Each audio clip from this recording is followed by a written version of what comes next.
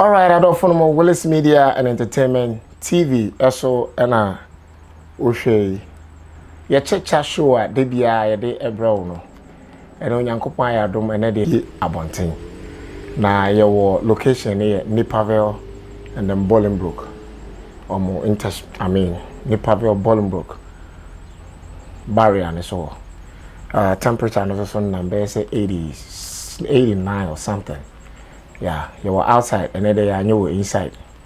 Your checha show no dodona besha ombe say your shows are dodona ye kasa de far sorry near me koso sorry and near me koso abrabo near me koso societies emu normally ne ya tanka sam fa amanyosem politics because ye must be saying the who is politicians they are all the same. A bar won your beka B bar on a spot can be before nti ya na entire ni politicians entire ni omachi p na abrante bi wo kromo ha no say ya o kamanyosem o kan ho kwamanyosem o kan ho ko politics ho kakra na ena no yetie na nsem kakra wo social media so no ye hu sa abrante ase nsem wo nanum anase nsem wo ni trim anase onyasem papa bi anase obra papa bi obetumi amaye man Ghana no akọ. Sometimes obi pia obi ko ye bibi sa na wan pia na tikwa ahwe nipa no be bra ansa na waduru bibi we so du emre aba na se kwan aba bedam se menimi nua be ma baako ebe kasa na ansa na me introduce no sa na da munimi be twa ho just 1 second pe.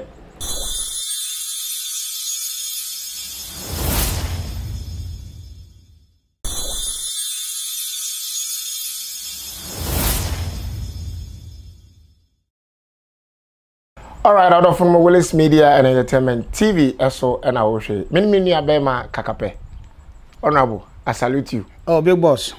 Me teacher mao. You be able to there. No, you don't be able to. I'm also. Ja.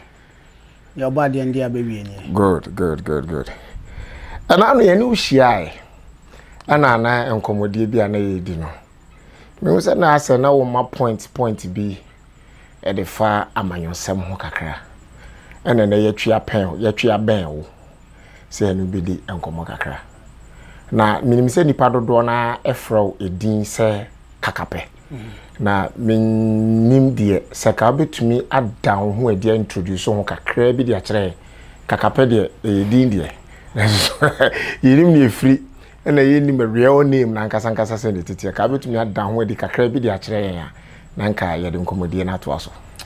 Obanyi meda wase so ama ya kwanyan ansana meda me ho ade ne mpese nyina yete ase ne se nyansan ni ba ko fotrim se ye be bibia ma na ye ne nso no ni ba ko fotrim na in most cases no ya ka bom e ma ne ma ya kama pa yeah macho ye frame ifa ameya eno ne me official name wo me bibia so ifa ameya na ya wo me wuku adanso ntino ya na fie no mo frem kwaku okay Kakape no de edin a ye mfa ne se ma hotedin ana abrofo be ka ne nickname eno ne ya me depa na o mo de ma me Kenya University na chese adidi ma baby ameko bia na di machi sa na be pie Chicago. Oh okay, na chese ko Kwame Nkrumah University right? Yeah, when am my first degree. Oh okay na year be me wie 2000 yes ache graduate na mkoto asokra mkoto aso Germany yes aye course ben sir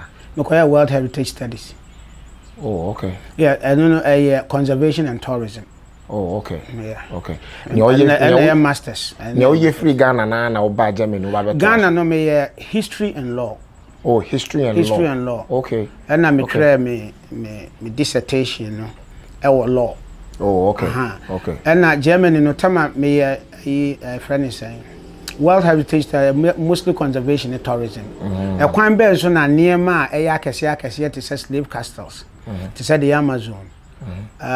You know, to say the Louvre. Niema bia nipa invent ya akese and you be preserve ni assume na yanya more from that. Okay. Until there's a whole lot of it in every country. Okay. Until no managed by the United Nations, not just say.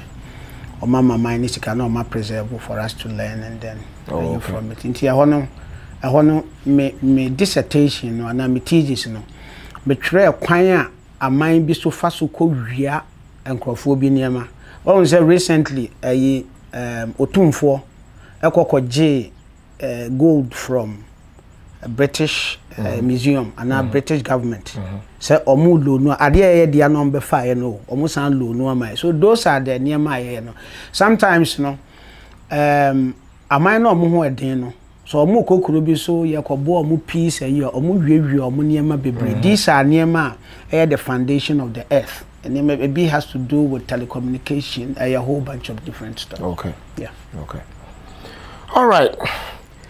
Say nyankopon aye wadom. Na Ghana phone no bi ate wonka.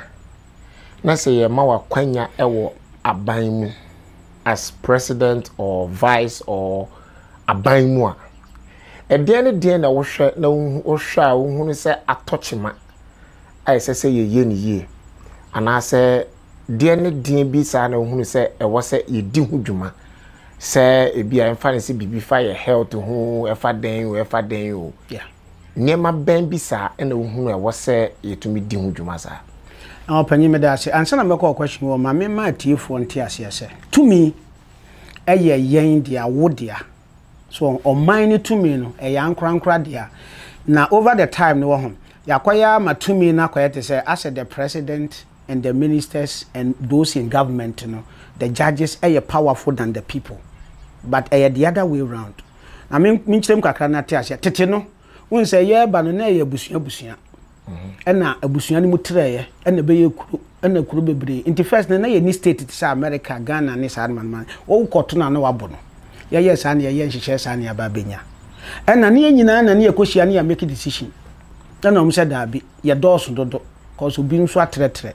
Inti yenya representation inti government ya representation or kwa yese nka wo anka obeye na yenyina ebehu say in recent times we buy a complain because your kasa obeye no okwa onye now sometimes na nyo because human needs no so esesa there is nothing like human need enije ya yawie what you say ana mpomuden ya yawie na se mimi benya akwanya ye free abibiman mu ana Ghana yidie there is a whole bunch of things yes. In fact they can your constitution or man try to benefit the citizen or mo try constitution to benefit or more wasoro ho no into our constitution need complete overhauling and we are number 1 na eno nso ye kamu nsema a whole bunch of topic all together another time bit mark okay na yam farmer mu no amamu ye den Sabra na beye niema beyi akwan be build hospital schools you know security say me sorry am ekona maba so what you say so these are niema structures are ode be to honum na citizens now say ni entra me dem kokromotiko si so no ana ni entra me de 2 minutes share president or no appointee ministers na beye adwuma number 1 thing is say president bia ehia no security bambo na security ne bechirichim so ye was security in terms of say police for ne soldier for ne intelligence hwehwe say bibi boni bi koso say de be ya wo sore na wo kwa adwuma obeba me ba o intelligence say baby a wo kwa du no na o pa che say Ghana ye security na enkoyi ana ekoyi but still now no there are skirmishes ma me a typical example omupo ye ho ban omu yi o mafamu bia said you ombesi ante now in recent times you know there has been a lot of improvement by way of training and your mentality or conduct in public, but there are still loopholes. Let me give you something to do. Opa, you try the security. Fatuosha wo na for free. Your friend is saying Accra, so the Kotamale. You can bribe your way through, and then you're gonna go. You might security. No? Yes, you might get one who will say no.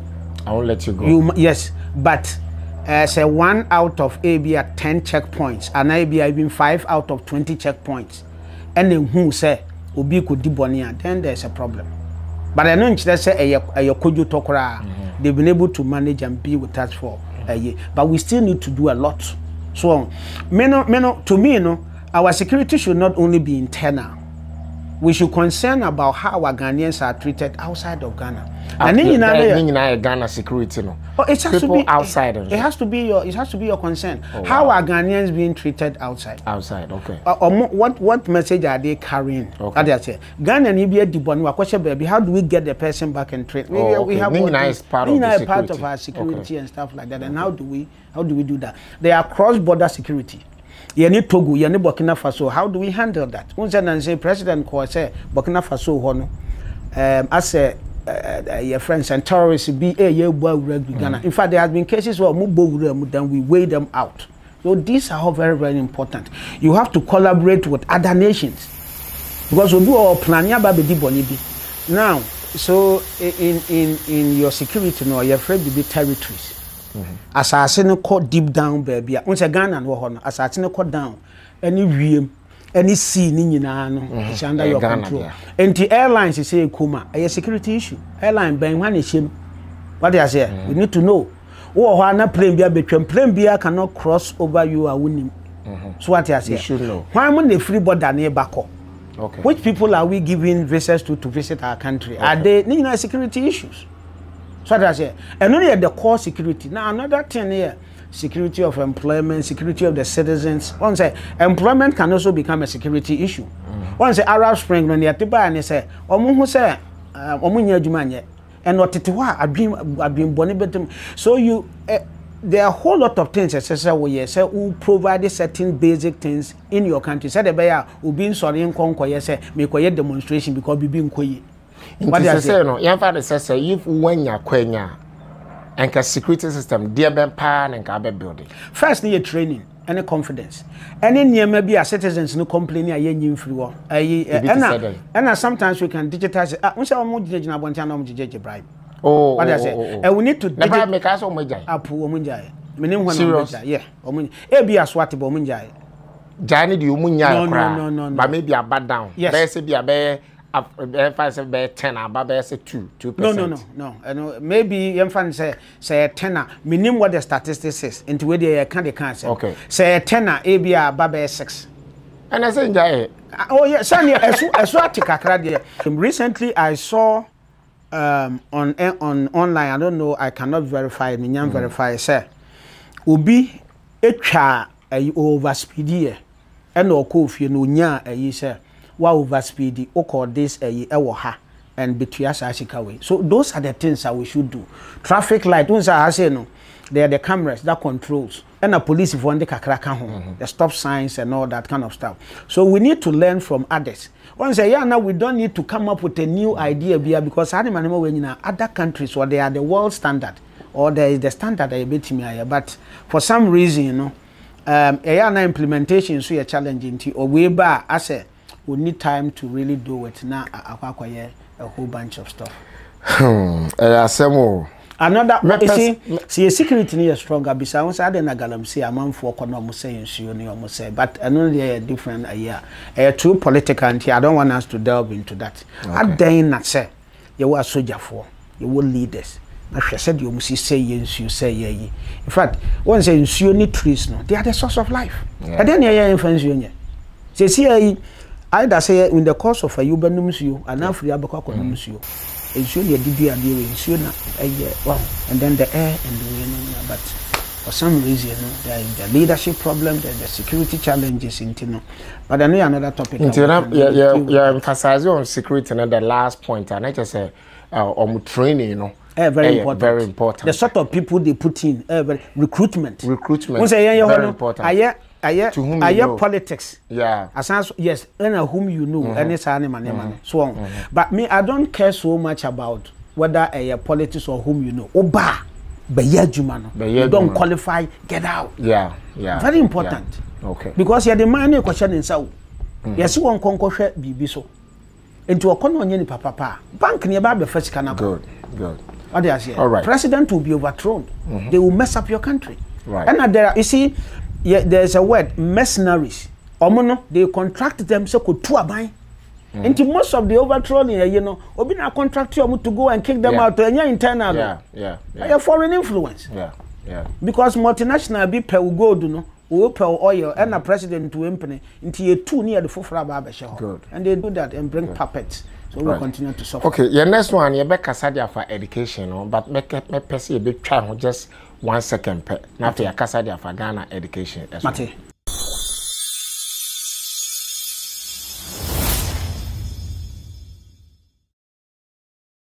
All right, I don't from Willis Media and Entertainment TV, so and I will share your chicha show and a minute uncle Kakape.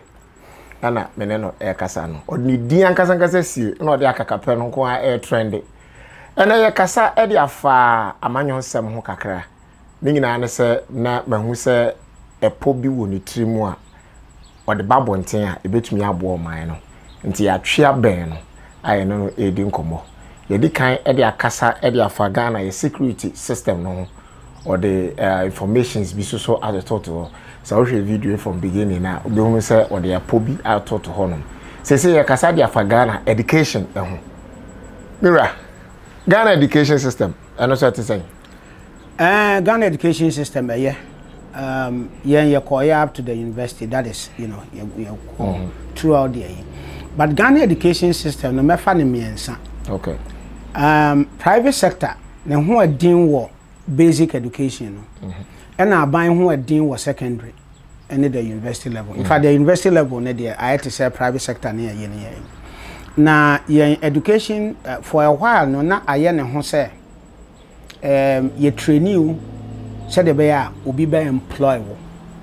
Oh, you train not will be employable. Not in training entrepreneurs, sir. Even right now, no entrepreneurship, no very low, but at least. Now, some no mother TVET next time near Yina Bemuno. They really training people. Unlike first now, Kebianka just a magazine. Now, I could see a car when your money. This time, they we have the schools, the technical schools. So now, I sad to say, we still have schools and in very remote areas. Or Moko school in very dilapidated conditions. But abani gusua or yeah, but up to this age, and the type of education system, at the very basic level, no said from Kakra, and senka mimi wa kwenya nedia, and these are the very important things, because you are training. One will say, or more baby leaders, or more fat through the system. Okay, a few of us no maybe obeba brochi and wabenya but for the most part no the chunk about maybe 70 to 80% of more really mine aye mining in they are trained locally. Okay, and what goes into it? What is it that all these years we have not been able to do? And maybe as I say, it is the education, formal and informal. Okay, I think the human resource base or said the poverty in the womb and said the asset a month for rush to make quick money. They don't really sip into them the discipline that translates from higher educated into industry. Okay. And that is a gaba SSA. In recent times, there has been changes to catch up with world trends. First, there has been a lot of revolutions. We have the time when the machine was invented, the industrial revolution, and do the Internet of Things. And they've said that it is not just information technology. What they say, you not just go and know, say, oh, we be the computer and now we be the phone. No, but how do you operate it? What are the softwares? How do we train people into programming? What they say, who will do the repairs? We start assembling and we start manufacturing our own stuff. Assembling, haven't we started this assembling? Ghana minimum say almost assemble cars.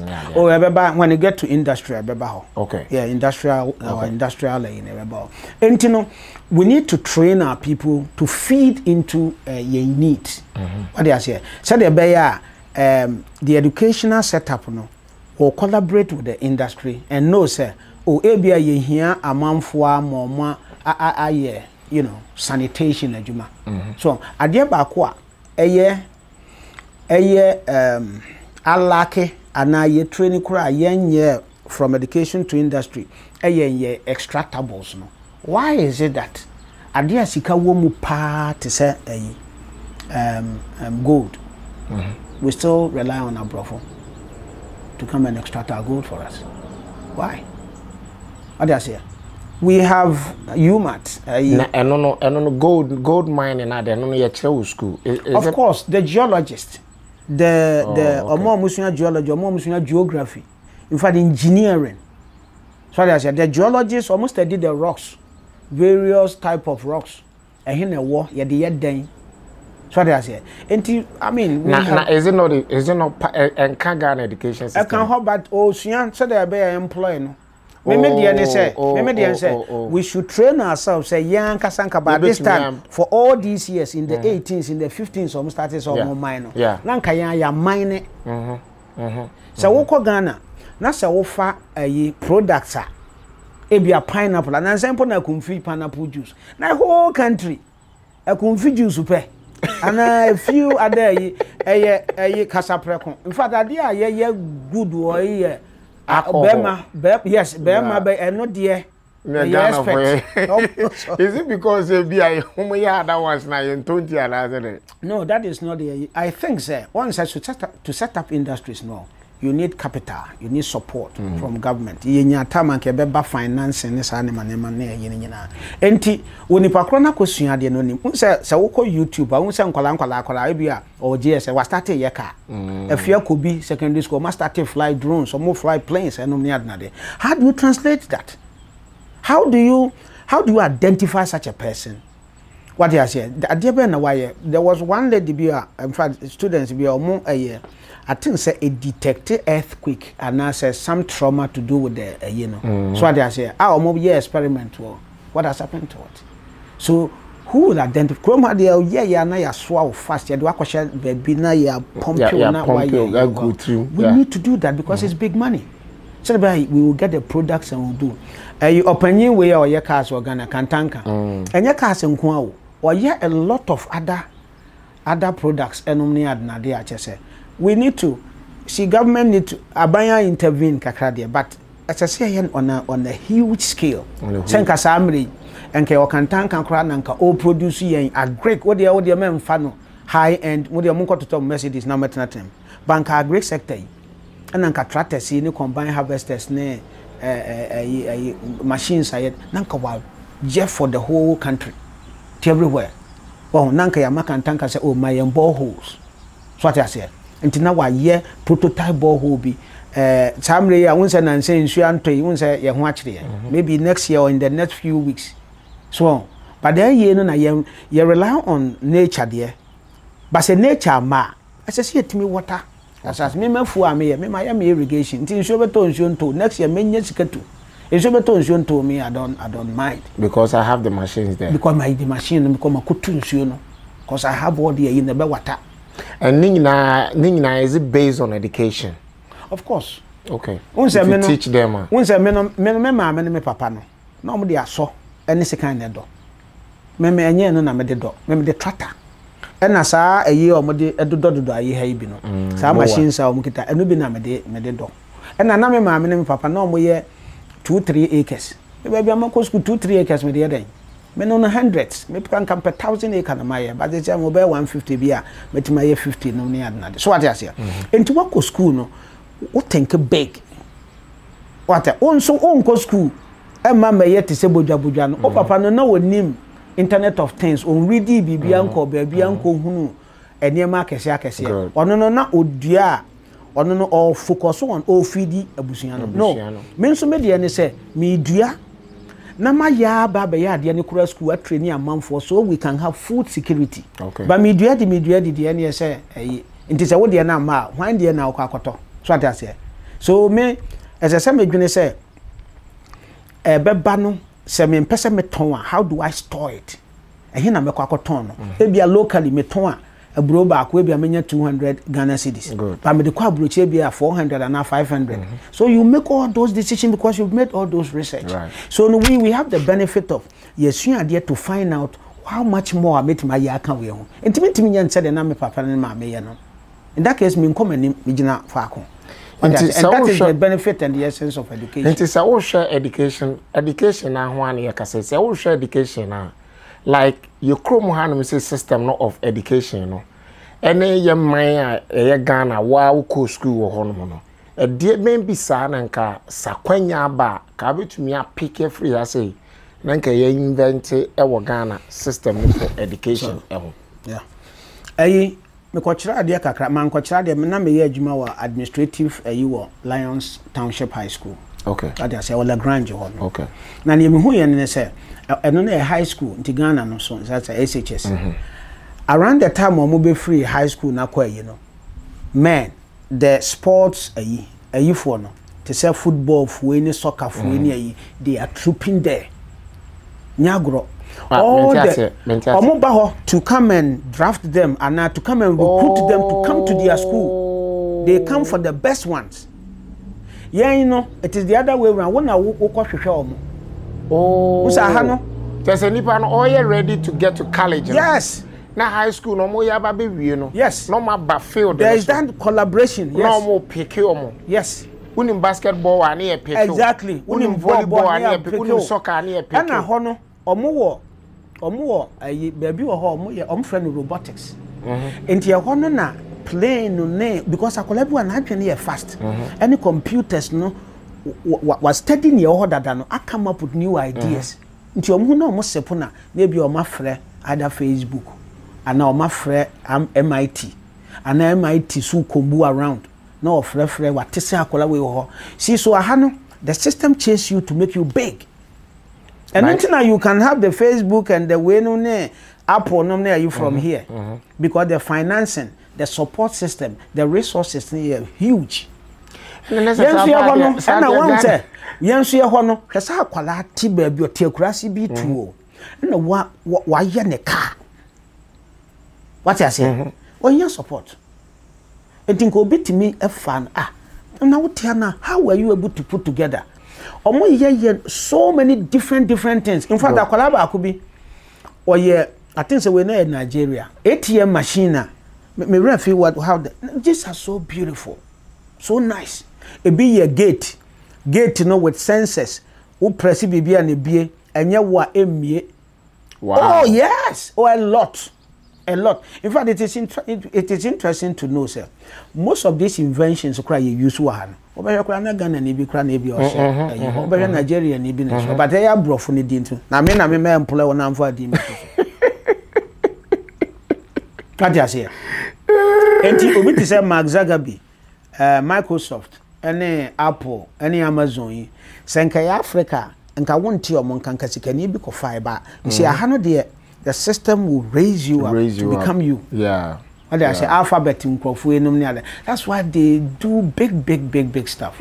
And you know yeah system no there's one man be the current education minister me modin for purposes of ordinary the current education minister or there are a lot of innovations wama school wama buying school no so ya kono who's first nka akwa buying local school apart from secondary school nka local ones no saitonum ne adna the one ebeko obi a person called international private schools yeah. So he's bringing will change curriculum no or any critical thinking say akwala ne ntena ho e ma ye mpompo in fact ne ye call ye no don aye ne what to say ye de ade na ma sua na twere wo firi mu pe na say wo refi but this time round no and yet just notes but how do you practicalize it as something ya twere no how what does it mean in real na me bo Ghana education sector no e fa no se enkwala awie school se emfa ne se JSS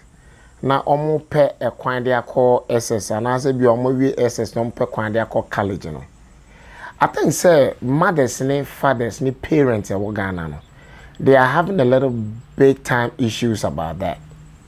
Yeah, the problem no what JHS to high school no. Okay. What they are saying because or more categories. We say the higher ones. Yeah. The Adesadel, the Prempe, the way the exactly the category A schools, category B, category C, and only another. Now, the current system no unse mpanyimfo de e de baye. In fact, oja a certain number from omanka akurase nka won ma ayida. Oja a certain number na wasepo omo through. these ones no so that so could do okra na ne performance no nya yi kra na the system no will catch them up. Another thing so the man is the current minister, which in fact the current minister and the Oya Blessing Educhum, Dr. Educhum on your politics on so your education ya mo be ko ade kwakon so ye ne say o say ade ntina ye wo Ghana na prempe na asempa ne ye oh we dey me nkasa asempa ne ye school ye we dey ma me fa me kurom jema school we dey prempe category A jema secondary school A bia I don't know the current category but of course enya ni tipani prempe enu ntino obefa headmaster any teachers bi or prempe no ma kwa okay no more the target maybe within the next 5 years transform this school to be this so that we will get a standard. Wow. And because here now a huge struggle and then you have people bribing and teachers when the same teachers corona and yet the same I had motivation no higher once a prempe no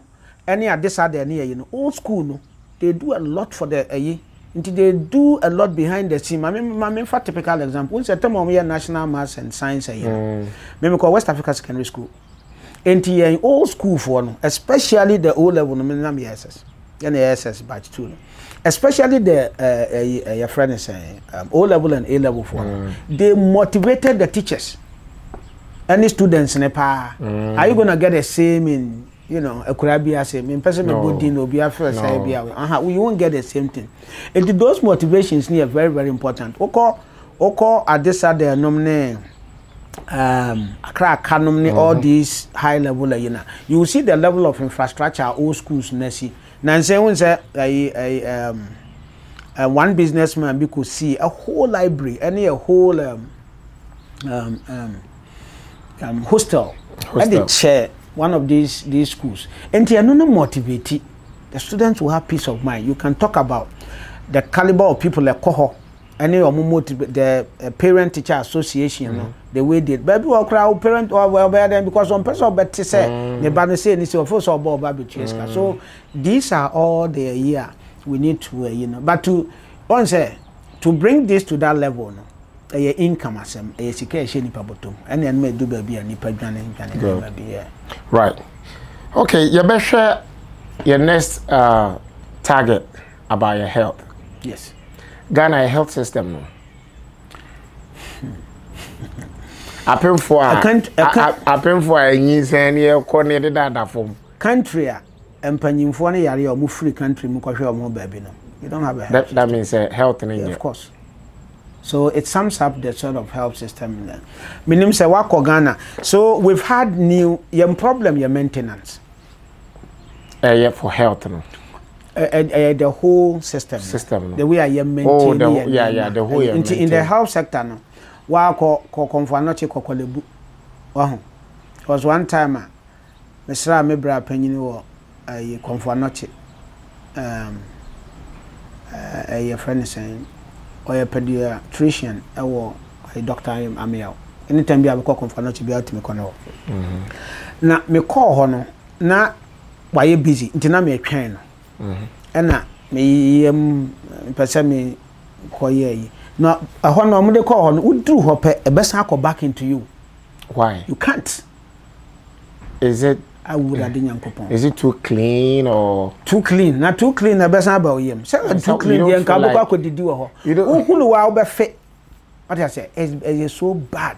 Apotri bibre. Now how is it sir? How is it sir? Confanochi teaching hospital. You two for the repairs. Why? All these years. Say a government hospital. Yes. Where so who is responsible? IGF way. A neglect from the leaders. So is it because they don't go there? Yes. That's number one. Once a human personal interest too. A higher ya babeti unsa obahano. Obebahan intin ubedu abe make sure say higher kama. Meboa. Basenka wo maha so uduru ha na mponchi bi so muja wo nan ne what they are on for them. Basenka wonim so obeba na aba na wapam no. Good. Because they don't go there. So, you show me a Ghana, you're penny for don't go to the Kolebu and stuff no. Only emergencies. aba ne emergency dia any normal checkup no crowd dey say wakwa aba ne ye bibia ni ho they in the rest of us and as a hospital now it is meant for the lower profile people. Not really low, so but you know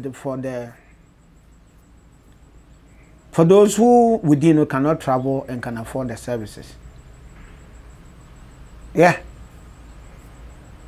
Is it because of training, like no, nurses? And we are more of leadership and management and our. So when there's a building, where can the Obaba Yajumako machine no? Somebody should be in charge of machine. And he said, "Ye operation near corner theater hono, be near Juma or no doctor no say anyana." Good. That's why in the hospital you are administrators. It is somebody who issue a report. Now call administrator no and the manager of the CEO or whoever say we until so so a pet will be no oko fix it. So that's it. Aha. So come find say where your company. Unse nka wo ba journalist a wo ye interview. Wo ba say when a friend is saying camera say nya adwuma. Why somebody should have fixed it. Make sure say a year for. And no. And over the years no, not just the machines are go down because there's so be enya adwen say some machine we whether a x-ray machine for whatever our lifespan a here maintenance. Who is doing this? And just scanning corner Abiana or Mudia was almost and nobody checks that. At the building over time no Abiana and Sue Tony or whatever wear and tear. TSC maintain Ubakwana baby a pie, then Sue talk, name Munugum and all that. Into a minister coho. I want a president da. No da one think and so be Munugun so. Senka president yere. And a minister yidi bi ko wo ho a tinko be wo fom enti wa eya na me fa government ne say abusua papa me ana papa twempna na wo yire ne ma edikom no you know say you don't have a good father. Yeah, he doesn't care. And then me unse entina me de sha ase ne say to me ne ye de o ene ye de am so mo hwe ye so omo koye no omo the powers ne yesuru ye hu mpo an yesuru no. The moment somebody become a president, it's been difficult to get access to him. But Opedia, and all these are optics as I say, and know who we choose as a president. Me left to me, educated for no, pardon. It do be a entry musinche. Ya school pardon. I want to crom for share. Telling you. Na yen who or ma body or locally. Me modin for the sake of you know. One so ni aye bi da no on ye de hye nsa na we akwa sua de o ba bi no aba wose mako sua de a me ye PhD me ye professor me ye we intimately aye and ye de more man what have we seen brofo no mbeka ye fa brofo enkokomo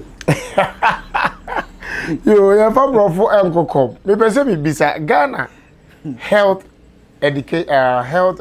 insurance no is it working? Yeah, I mean by our standards we can make it better but yeah, okay. It's working. Yeah, okay. Oh, I see. But just that, okay. Infants you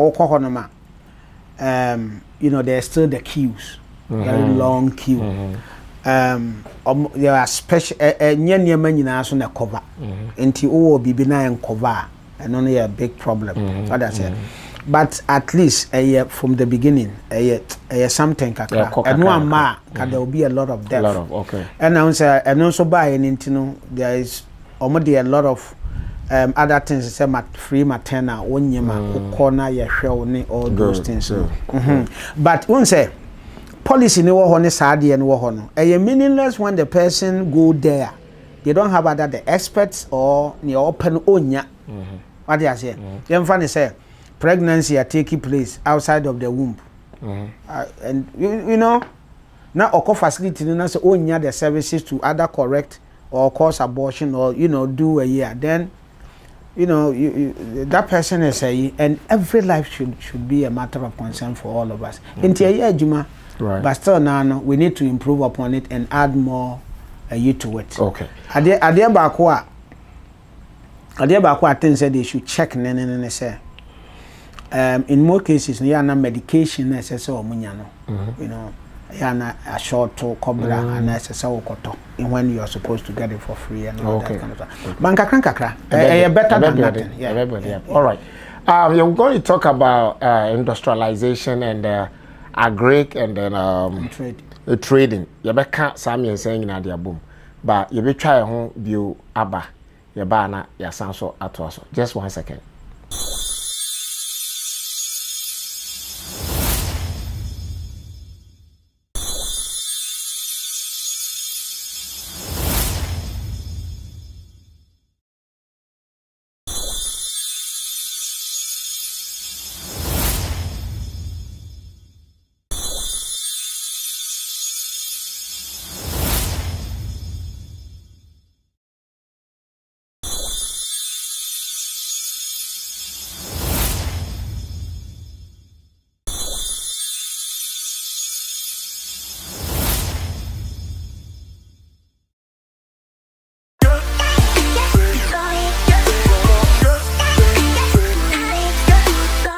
All right, I don't from Willis Media and Entertainment TV and Oshe.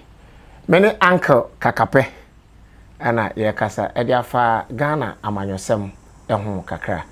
Yedi kan bobo ebiso yabobo Ediafa Ghana your security system no ho yabobo for your education yabobo for your health ehun. You say maka me san ediabom efa industrialization, agriculture and then trading.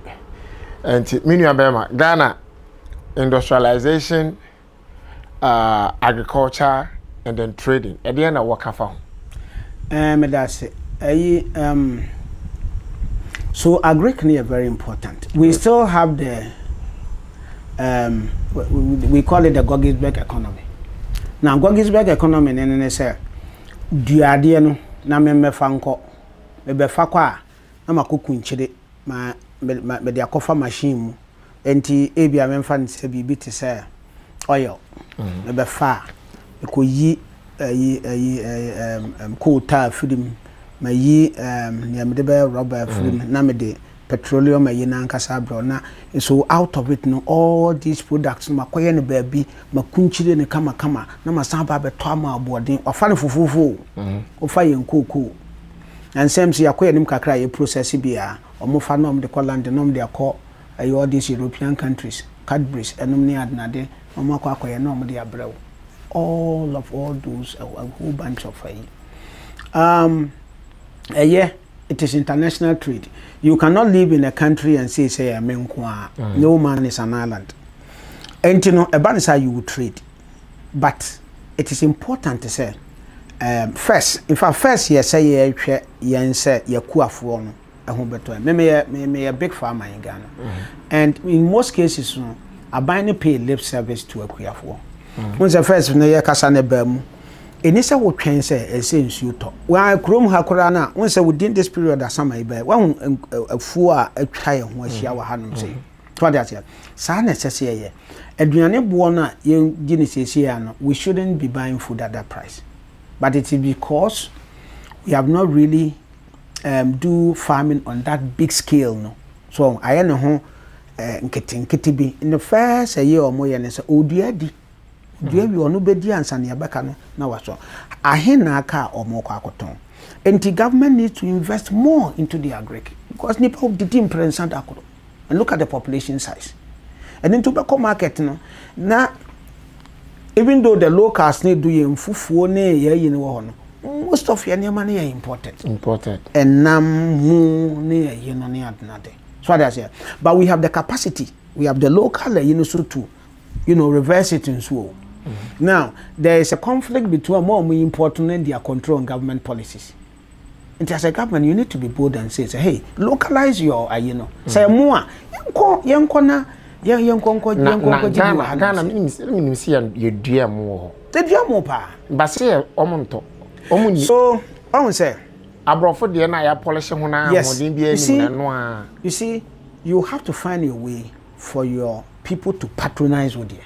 How can you do that? A process. A process. Yeah. I remember a story about the Japanese. Some Japanese students, they found themselves in in Germany. Wow. Now a pencil from Japan, I'm free Japan buy. I'm the bunch buy. I know I'm be useful for their work. Now na papa. What I say? Oh yeah, enya papa, and they were quality ones. Omushi only me catch them. Enya papa kura ye useful. Dachi bi no. Ye entry beba ni abe papa. You have to put in your people. Then say, okay, my memo a typical example. A mona ye dua wa hano. Say you are giving money to the farmer to produce more and to expand. So me farmer, what farmer me employ Togo for and me employ. And Ghana for now. And one would free baby bano. And fan so free China. Ghana never na employ no. Apart from Yako import to Abano. So we have to let people think that way. And no na hanu mamudia yo. And now all these countries, they started like us. Enti yem fast animal. How do you do that? It's simple. In our schools now are buying the supply piano. You take it from the local farmer. Oh. And you know, all school was started now. Coffee now for me no piano. I'll say anya dentuni. Now say you just on mine mu aduane no. On mine ankasa mu aduane no. Ese se di. Ya wo se ya shase de ma schools no because we are not saying mom, you're the mom, but the quantity and the support for us to do it more. No? As I say, you take you over from the imports because they say you import millions, or even not even billions, in all these products. Into for rice, for nam, for yamadia, yamadia you import from Brazil and other places. But now grow. Didn't me import into me yes and man in our Ghana. You import from Ghana. You from Brazil, any other places? Wow, so we share the numbers, of your independency. We cry a Greek keko. We call other things, cars, new way near you now. Now to one of us, hey, yempanyu fui. Yempanyu fui. Oba na yes status quo. Enti, one sir. So, enti, what we near Sassia yen say. You see. Yen kase, for instance, offer a year, unse time into a befa for beer. The same maybe I offer industrialization and Abakan, unse say ya sambo cars, any oh. Now, Kruma, police, are great near him, Mercedes. One police car, a Mercedes. No, a Chevy, a Ford ni Chevy country band GMC ni sa the country band America for what I say.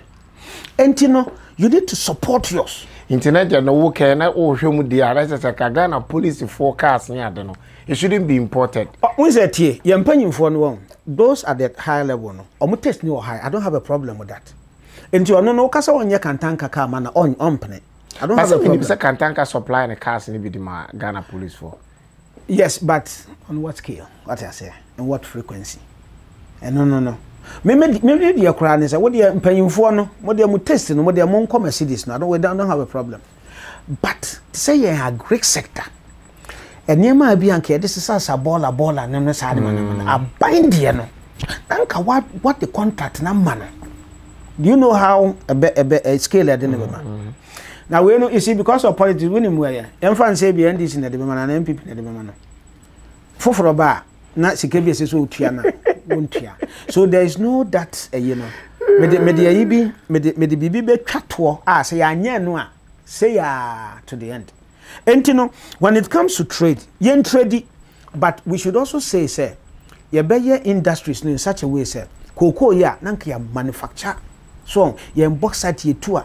Nan say since all these affair na yen gold no yen be processing in Ghana all these years now we no di agora marketing board wo tema no money and that omo nya impo omo process bi wo no omo yen process cocoa ni bi wo ade ase but omo de yet say candy stuff is no money chocolate yeah omo de we have that but I'm not just talking about one product. But no be kura can be kura say so omo yempo kura omo ye no quality standard ne dey shipping omo ye no my ye bojua no na Ghana for no and dey nyina oba enye true and yes, I'm one of your ship on your money. Now, in fact, Ghana cocoa, Abrofunim say is the best in the world. Yes, Abrofunim sapa because you have about 3 or 4 ingredients. Natural, yeah, very healthy. Ghana chocolate, you know.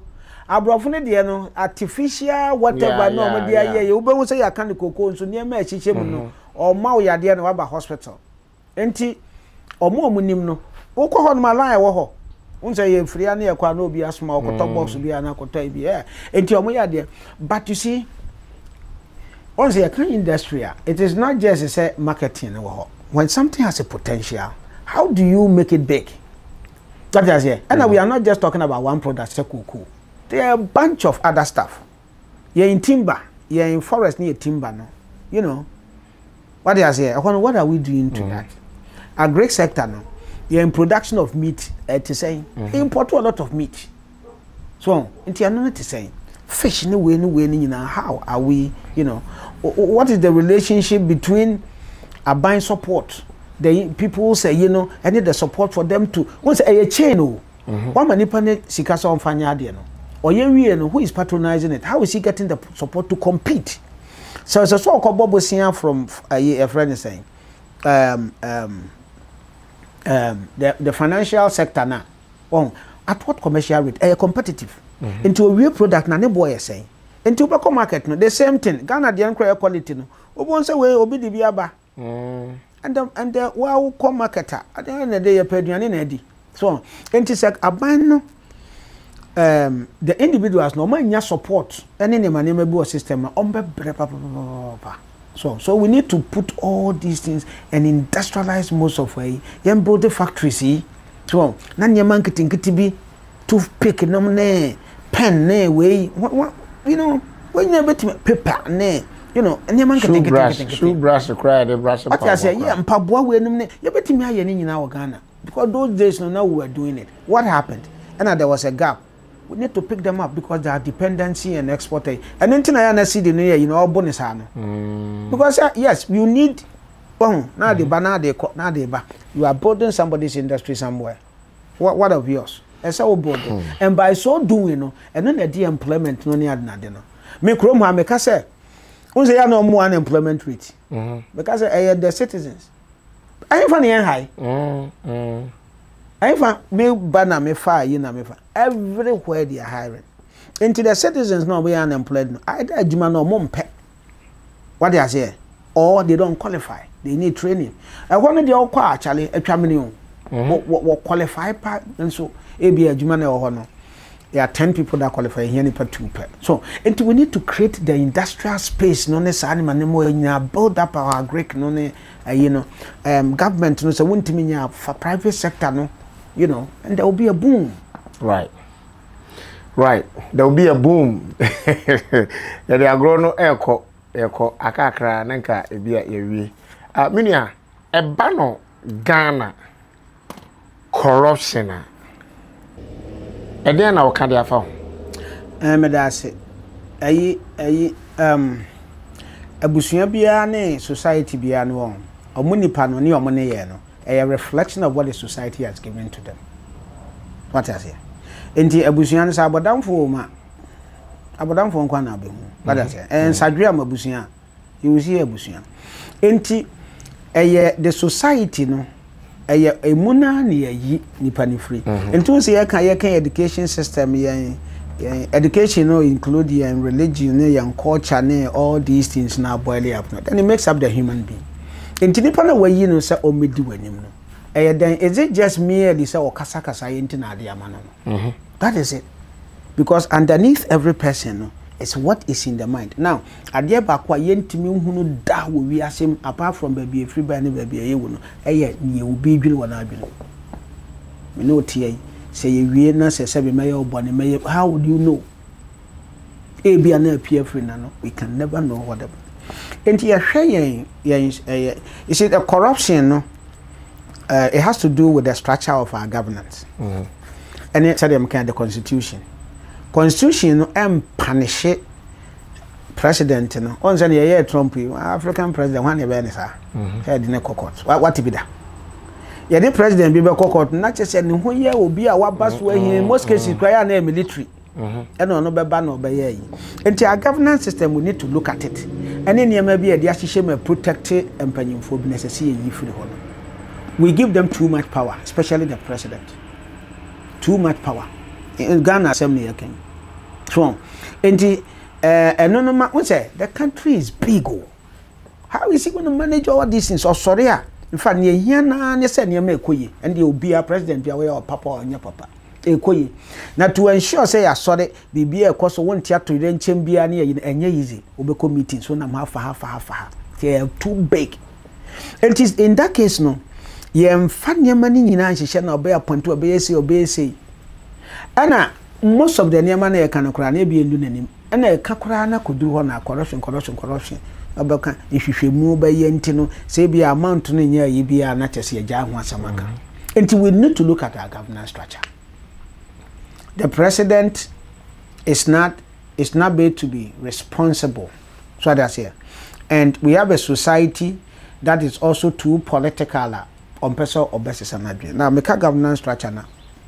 So in every government we have the judiciary, we have the executive, we have the parliament. Okay. Nanka media na be for etachidi. But how better ye de no. Virtually you are merging me and nyina. Me and nyina and all controlled by the president. Now, president na appoint all there. Unsa ha be na by vote. I think say Supreme Court near few one president appointed. Most of the judges near by elections. Nti yan ye nim ho na akwa nim say the case ne kwa onni ne ye. To stand election be 20 ano. Yan ye ho ne nim say Welles de o ye judge wo kwa o kan kama nti ade ne beba. Say wanya obi a ono no o ko true Welles be ye adwuma no power asema Trump on farmer. So at here. Nti the way now the appointment of the Chief Justice no at the end of the day no the constitution does not say listen to him, but whoever gives you somehow there's some level of control. See when I say okay your current system now parliament no or say friends ministers no half every mu enemra. It is 100 ministers half no 50 every parliament neighbor again the executive. And the executive no virtually has a hand in all these three. And it shouldn't be so. In other jurisdictions, they are too far apart. And so, Bibina war grelio. Why imagine, say, yeah, the policy be called Bibi say E-levy. Oh, there before we the E-levy, but to us. No, but in example, before we the E-levy, but to us. Mamma to us E-levy no. But be try one could break a cry abba. Okay. And ka E-levy and there can make person ye de Ghana sports. And so bebe tertiary. Inti ni ewie 11 na ye be skip ni akọ Ghana sports no so. And so hu hia me ye pa. Ti twa just 1 second.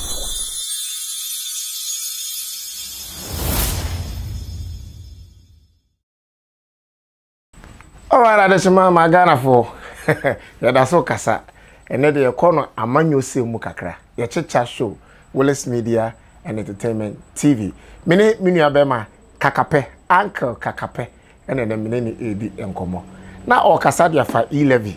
E-levy na kasa na mu no kra dia baade. Ya ye wa ha yi ni ma dia friend E-levy. Eto bi a aban de beto momo transactions so da be obeti kakra o ya. Obey. But na me the process of year passing. Eno na me pese me de ba na me kana me de kan si asem so. Okay. Tama na ye di E-levy no ba no. Obehwa parliamentarians no ministers na omode ade ne beba no president na ama no kwan so ho enti wo hwe se obi ye MP na ehwo ne ye kwa pass mra no ono ye de no wa oppose enti senka no na ye de ba no na parliament no they looking at it from say executive no the minister is not part of them or shall be scrutinizing ye enti that is a challenge right there and my nya the the debate and the rigorousness SSC they go into debating a particular thing and then make a decision. Okay. And obehwa aban baako e de E-levy number the same aban na say osanya akwanya biuma obeyi afiri. And why do we have to go into that? It means a group be no. And she danya grow, but you see that the structure ni tie ni ntino. Akoya say ye de ma wafako say president ne de ba nkwa de afako, but nke we mu nkwa gina kwanten kra. Nke bia nko mbe oppose ana say nko mo be make some critical input to be a. Aha, nka e bia nka ye nyi mfiri wo kra nka ye. You get my point. Yeah. Aha. Enti your governance structure no wrong. You're wrong. Now, once a Kromano, you are the Attorney General and you are the Ministry of Justice, Department of Justice, and so on. So, two separate, but they collaborate. Omo ye adwuma ne bom. Yen ye hono kon. Ye kasa obi adiboni ahun. Ya aban no e na twena so. So obi akoye meda. Sa crime corruption aye. Ya aban no na twena so. No opposition na corruption. And private sector near corruption, but corruption are we talking about the private sector? So private sector private corruption crampona only a buying we can't buy sika. Oma ebia omo mugina porter omu twagum wakwaje jisika no wadi yakwa sign contract bi oma ye ne basa ana contract no mo sign in such a way say enkoye ne ya jisika bi ne yakwa akodi na say you see within the same circle no enti say obehwa we don't really punish the government when it is important because the attorney general no appointed by the president, the minister no, so the same, the same circle. What I say? We have to have a way somebody will feel that you say me punishment. Now we saw that yehunusa, and I say the office of the special prosecutor. So what is our office now? Yeah, and also by a kwesiko na kwantia. Then oye. Martina me duba be kasa sa abranti we so to akasa sa but say bra na be fight corruption ka wo de enke nim sa attorney general na nya bibia but wo hwe mra no so still our the social attorney general because constitution is said e betimi aye and if we mean to fight corruption, one I was a president hand in appointing a lot of people that see you so drastically cry. What I say no nya no main be a ministers ne sa big top no. But think CEO subinum ne no. We need to take that off. As I say, in fact, in your defense minister and put there, that is fine. That is it. But we to say IGP. I don't think that person should be appointed by the president. And I don't also think you see, the president should know what is going on in the security. So there has to be something that connects both of them. But I don't think it has to be appointment. Because that security man should be able to look in the president's face and say, so a criminal, as a but we don't have that in the system. No, minister cry difficult so but na vice so we should have a system where like I have no more develop say if they have any click, say the president has done something wrong, they will walk up to him and say, Mr. President, this is the information, I investigation. We need you. They will before work. Yes, but we don't have that. We don't. And sometimes they so glaring. What you say the price of Adiana de Brown. And he said he wouldn't know. It's not a match. And we need to seriously work on corruption. Because baby I dream our independence baby I dream. There are so many things like maybe I am called school, young hospitals. We should have a world-class place. It's a world-class cry and can kakra.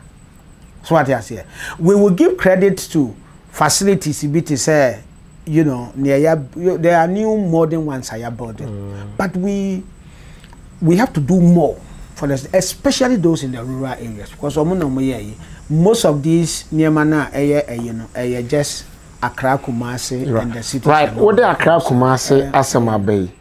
The person nam should be Ghana, you wrote in Moyende. Omuguso. But I don't know, but Sankame president and most of the roads in Cabernet to say her. Once most of the roads now are told, private. Like toll. Yeah, most of the toll roads okay. Private. Okay. In fact, Minnesota, Somalia for no, they own one of them. Wow. Yes. Omato. And you go into a year with the government. Now, well, you know, say be for this number of years. Near the amount, no one managing. And if you toll road, you say Kromano, a toll road, not the ordinary road on the street. Toll roads, anything be a person will be complaining. I have a contract now from myself. I believe, say, a railway system. Any roads, most of them. In fact, and yet the inner roads, and yet important, need to be any of a private sector, no yard and check. But in Kumasi, Kratama the road. What I say, the Eastern Corridor roads near connect now they are there, you from commercial, you know. People are going to pay. Not the my private sector, no, I no, this guy, they're man 50 years, so we are near. And kaya koye nimkura said be asasi kana aban di co road no. But do you know why they don't do that? Why? Because obekwa ko sign contract no. E be a road contract ba ko ye fan say $200 million. I won't sign any contract anya chi no. There's a lot of corner a year according. A private sector no benya bi, but then tisa o man kasa negotiate no majibi. And when they sit down and they negotiate, mean kasa sa net but it's likely when they sit down and negotiate. Na sa de ne 150 million now. Okay, you know, maybe 160 and now 170. I mean, so I am Fabi into look of you, no, it is. I'm sure that is the main reason. You could talk cool crash. I see a couple of boys here. The better. Yeah, queen, you know. I see a couple of boys here and the better near you. Not your jet taxes, Kakrana. Then no, you're tutor government workers near Diniaga. And almost all your infrastructure in a basic hospital, you pay winning in a few of them are buying air. What they are here. You see, if the country now go to the extent where we are able to finance most of your Nyama, your leadership is you have a shortfall of leadership. And yes, said that yeah, question be I am beside me when say. Yan ye koni akwa bobusin obabi da be no bisu ba boy hobusin ene da be I say busuan ni o tam o man ni nyina de ko I say busuan mu ayewe unia bi de bia no abakwa e o ma me ayi ma me kotu ambaso na wo de da be na yan ho kiri yan kwa yeah you yan kwa what I say enti we have to have a society that first be provide adwuma ma ye nkrofo nyina no bia nya adwuma no bia ho atono good and then from that they bet majiji taxes na ya most of them men kasa ye nkobobusian de what I say but the rate at we bobusian and sustainable dangerous and most of it end up in corruption into the pockets of a year and until almost all the ministers no name penifo bonsa obama na wanye sika krom ha a friend is saying politicians no any or more your munjuma when whisker. Munjuma no whisker. Politicians no umber fakakra dear. One, but so one a month one yet because I know that this can be good. And until umber pussian on cock of bonesa because of my can't the whole interest that on found our call the beer and man of call. I know actually man no more and that is bad and we should change that. So your president, I would change that within my first time. Now remember, out of you between just 1 second pet. Your bar na ye I'm friend saying I go pramason some yeah you can say sports. Yeah and also so I wrap up. Just 1 second pet.